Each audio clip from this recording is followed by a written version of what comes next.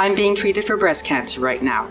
I've been diagnosed with stage 2 ductal carcinoma in one of my breasts, and it has moved also into the lymph nodes. My mom died of breast cancer at 50, and she had it for approximately 3 years, and it moved through the system. And she died in the 1980s. We follow women that are high risk for breast cancer, family history, gene positive patients. We do follow them, and we link them with the Ontario Breast Screening Program, high risk program now.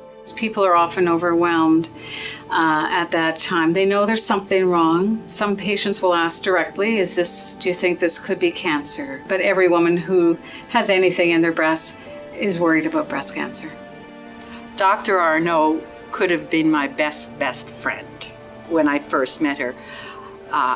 She's soft-spoken, she's caring, she looked right at you, and she treated you with such dignity. Made sure that the curtains were closed, and just had an aura about her that was so calm that you felt at ease with her no matter what. I've been doing breast surgery for a number of years now and treating breast cancer patients, and I've realized that a lot of the women come to tell me that it's not actually the treatment that's the really bad part. It's actually the waiting leading up to the treatment, and a lot of women have told me that that part is actually even worse than the surgery or worse than the chemotherapy. And so that really started to make me think, is there something I can do to help reduce the wait times? The Rapid Access Diagnostic and Support Program, or the RADS program, is a new, innovative service delivery model that we've adopted for our patients at the Ottawa Hospital who have a high degree of suspicion of breast cancer.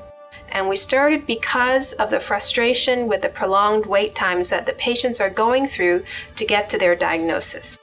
We started out by doing some research on what our current wait times were 2 years ago, and we noticed that they were surprisingly long. They were 52 days for the average patient in that category to get to the diagnostic stage. And so we felt that there was something that we needed to do at that point, and that it was an unacceptably long wait time.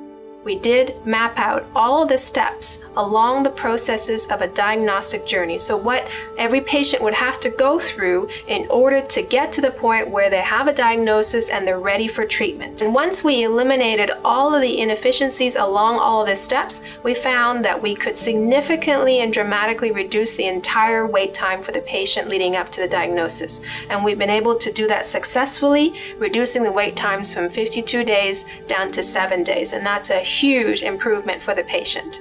So we're quite proud of that.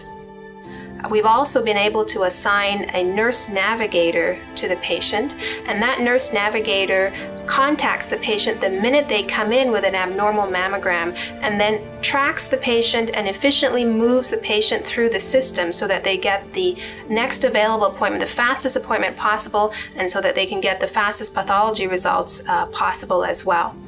Kathy is one of my patients that went through the Rapid Access Diagnostic and Support Program, and she was able to get her diagnosis within a matter of days. And it wasn't until I actually met her as her treating surgeon that I found out that she was a nurse. So she's somebody who really understands the healthcare process and is quite pleased that we've been able to do this for her as a patient.